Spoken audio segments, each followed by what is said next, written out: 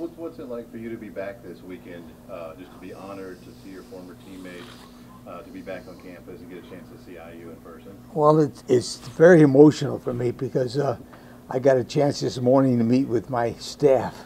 I met with 8 coaches that worked with me here in Indiana, and we had breakfast together. And then I'm going to meet with approximately over maybe 100 guys that played for me. And that's a tremendous feat. I just can't tell you how excited I am about being at the game. It's been 35 years since I left Indiana, and it's the first time I've seen them play in person. And so I'm really excited about that. And the fact that I got to be with some of my players, that added a lot to this. What was your reaction when you guys decided to come back to Bloomington? Well, Mark Deal, one of my former players, notified me that I would get the Bill Orrick Award a lot sooner than we were. ESPN was coming here. I was scheduled to come and get the award, and then when ESPN said they were going to do it again, I was overwhelmed. It's a great pleasure, but Indiana deserves it because they've got a chance to get the Ohio State, and it's a big name in the Thursday night football would be great because of Indiana, Ohio State.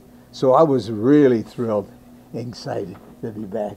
How big of an opportunity is this game for IU football? Well, it's tremendous because it's on national television against one of the top teams in the country. And Indiana's made a lot of progress.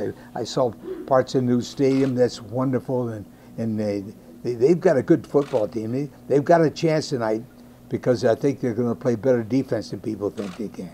And that's the secret to an Indiana or any team. You got to get better defensively as a football team before you can get to winning all the time. So I think they got a chance. What are your impressions of Tom Allen, the new IU coach? Well, I think he's a perfect Indiana coach. He reminds me a lot of Billy Lynch. You know, when Billy Lynch was here, he was an Indiana State person. Everybody knew him. And I think Tom Allen, I had a nice conversation with and he's a terrific guy. And I think that the team was really excited about him being named coach. And I think it was a great move to put him in there as head coach. He has all the Indiana context. I believe his father was coach at Ben Davis or somewhere, and so I know he's got the background to be a great Indiana coach. Can you talk about the growth of the game day program over the course of these 20 years and how it's really turned into essential Saturday viewing for many fans? Well, now it's an event. I never thought we'd ever get that situation. First year we went in 1993, we went to Notre Dame, Florida State, and there was a few people around, but now we go and it's an event. There's all kinds of things going on in the event, and people seem to be very excited about having us. I know that Indiana's excited to have us because we've never been there before, and it's like that in every place we go. If we haven't ever been there, it's really exciting, and they have done a great job for us. But it's like an event now, just people all over the place, and it's really great. Tom Allen was in a similar position as you were when you led IU to their first bowl win.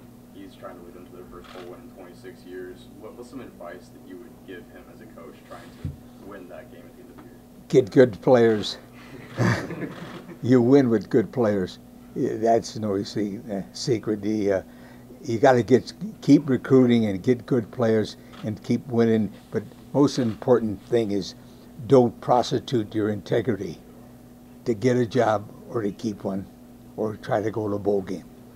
Never prostitute your integrity to win.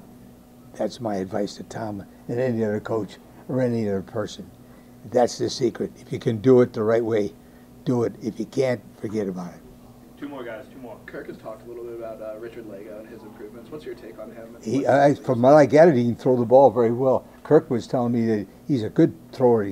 Fundamentally, he throws the ball well. He threw a couple of interceptions, I think, in last year's games, or one of the games, and when they put pressure on him. But he's a good quality quarterback and can hurt Ohio State with the pass. There's no question about that. Last one. Lee, when you were coaching all those years ago, did you ever expect your career would turn you into a TV star all these years down the road? This has been amazing for me. You know, I can say a lot of things, and people say a lot of things about ESPN and what they've been doing. But remember one thing.